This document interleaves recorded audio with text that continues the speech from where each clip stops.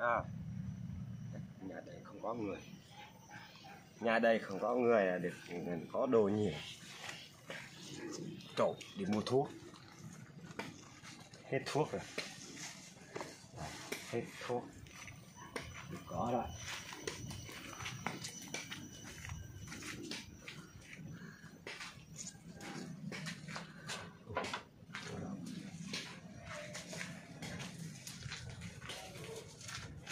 Không được luôn.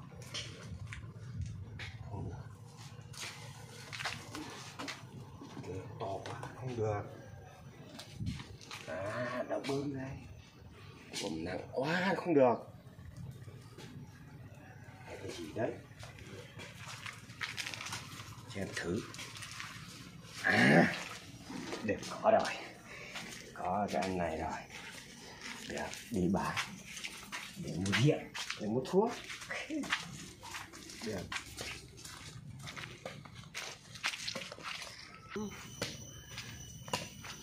Ôi, đi đâu rồi? À, đây, đi đâu? Nó bậy nó bạ. À, nó bạ. Cái gì đây, đi mua thuốc? Cái gì? Mua thuốc. Có bạn này phải. Độ nào? Này mẹ hiện con này này. Đã có lệ chưa? Mày viết vào bèn lại đi. Đấy. Ôi, đừng gặp nhá. Đừng gặp nhá. Đây. Ôi, chạy trốn à? Ôi. Nghe con lệ con để con mà hất con rồi. Bố, đâu, ra đây. Cái nó ghét. Con đây có lệ cho con mượn. Đây không? Con mượn như nó có lệ rồi nè. Không có đâu nè. Nó có mượn nó có lệ không? Trông à? Trộm gì đây lấy nó mà đâu phải cắt đâu. Đâu? Đây là công nghệ ăn trộm. Rồi, trông rồi. Đây là ăn cắp thôi. Không, còn cắp. Ăn cắp mà. Bắt ơi, bắt thằng này. Chù, đừng ngoài xa nhá. Rồi. Đừng ngoài xa. Ây da. Đây, em gạch nhá. Rồi. Đây. Cảm ơn nhá. Đâu, đừng ăn cắp. Rồi. Coi như là anh thông cảm em nhá. Có việc gì? Em trả cho anh rồi. Là anh thông cảm em mua cho anh 1 triệu được không? Được. Rồi. Rồi, cảm ơn anh nhá. Cảm ơn nhá. Đi mua đi. Rồi, cảm ơn nhá.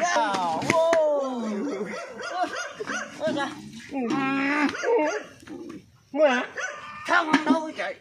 Mua hả? Đi lên rượu đi. Rồi, dạ.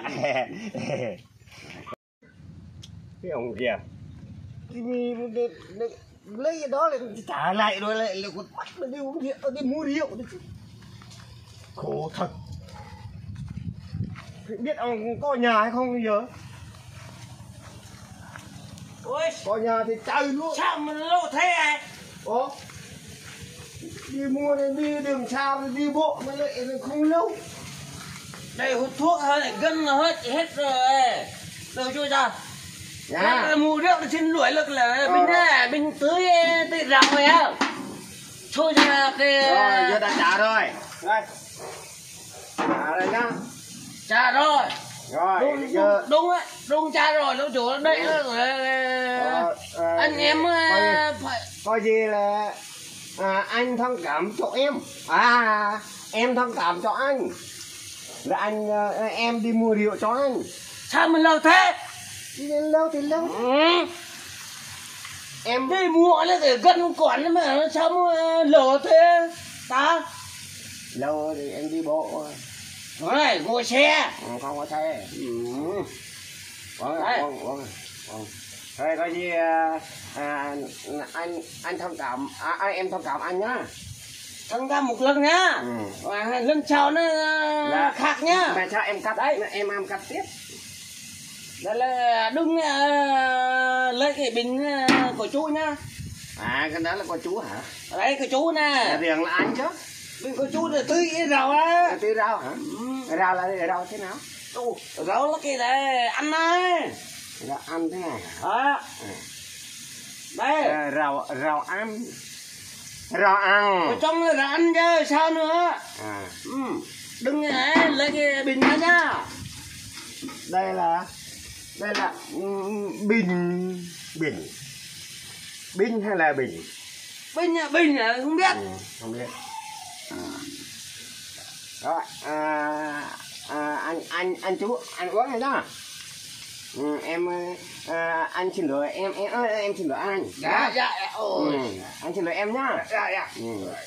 Rồi em trả cái bình của anh nhá. Dạ, trả bình ở bốn này nhá. Rồi. Đừng mày mốt giờ đừng mày nhá. Rồi uống từ từ nhá. Uống từ từ luôn. Uống từ từ đi. Rồi. Rồi. Ôi, năng lắm, năng lắm mà. Rồi đây là tí nhá. Cứ từ từ đi. Rồi. Cứ uống từ từ. Không sao vậy. Đây, rồi là tí nhá. Rồi, còn đây đi. Đẹp quá, rồi đẹp quá. Cho em với anh xin thuốc nhá. Dạ. Ôi, ăn ơi, chú cha. Em ơi, đốt uống. Hút đi. Anh chú không có tiền đi trộm, là không có tiền để mua thuốc định trộm cái này chú không cho được thôi. Uống đi. Uống từ từ đi. Hút đi. Rồi uống từ từ đi. Đây là hút bình thường. Đây rồi chào nhá. Dạ. Mai mốt đừng cái lấy nhá. Lấy bình này là đồ chỗ cũng say mà. Đây. Mày sao nếu mà không có hút thuốc là mày trộm tiếp nhá. Dạ. Không được đâu. Đấy. Mày mốt là xin. Rồi không phải là. Mày mốt không có thuốc là trộm tiếp.